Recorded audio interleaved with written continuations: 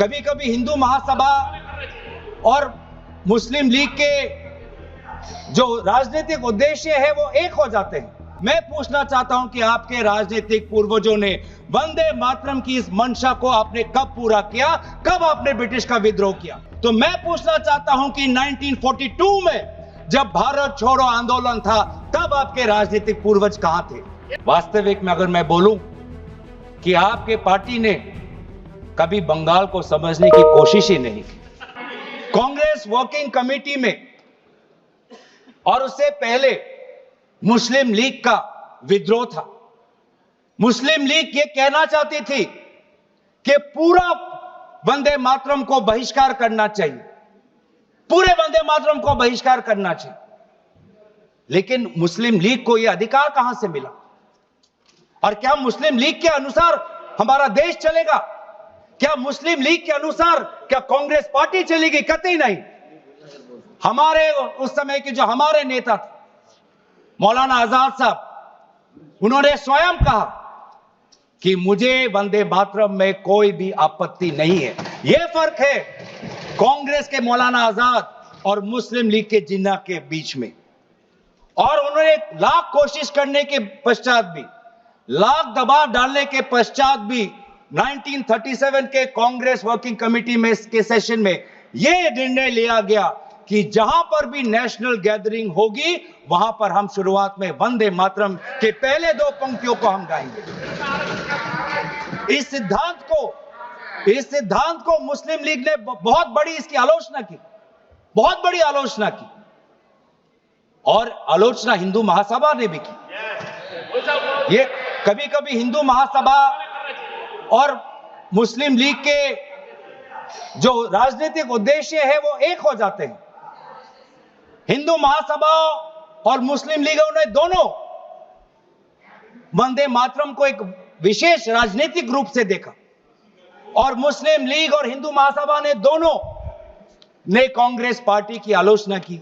लेकिन कांग्रेस पार्टी अगर चलेगी तो किसी हिंदू महासभा या किसी मुस्लिम लीग की नहीं, भारत के जो हमारे आबादी है, भारत की जो हमारी जनसंख्या है, भारत में जो वंदे मातरम के जो मूल भाव है उसके साथ। वंदे मातरम का नारा कब लगाते थे? जब हम ब्रिटिश को बताना चाहते थे कि हम डरेंगे नहीं, हम झुकेंगे नहीं। तो यह था मूल भाव वंदे मातरम का, ब्रिटिश के विद्रोह करने का। मैं पूछना चाहता हूं कि आपके राजनीतिक पूर्वजों ने वंदे मातरम की इस मंशा को आपने कब पूरा किया, कब आपने ब्रिटिश का विद्रोह किया, कब किया? आप वंदे मातरम का उद्देश्य था कि ब्रिटिश को के बीच में डर फैलाना। मैं पूछना चाहता हूं कि आपने उस मंशा को कब पूरा किया? 1937 की आप बात करते हैं और 1937 में आपको आपत्ति है, तो मैं पूछना चाहता हूं कि 1942 में जब भारत छोड़ो आंदोलन था तब आपके राजनीतिक पूर्वज कहां थे? अगर आपको लगता है कि वंदे मातरम के साथ कांग्रेस पार्टी ने उसको दुर्बल करने की एक साजिश की, तो मैं पूछना चाहता हूं कि आपने जब वंदे मातरम का जो मूल उद्देश्य था कि अंग्रेजों भारत छोड़ो, तो उस भारत छोड़ो के आंदोलन में आप लोग कहां थे? पंडित नेहरू ने जी के सबके साथ जो विचार विमर्श किया उसमें सब शामिल थे। उसमें शामिल थे रविंद्रनाथ टैगोर जी, जिन्होंने स्वयं कहा कि जो पहले दो स्टैंजाज हैं वो इतने मधुर हैं, उसमें इतनी ताकत है, जो पूरा सारांश है वंदे मातरम का वो पहले दो स्टैंजाज में है।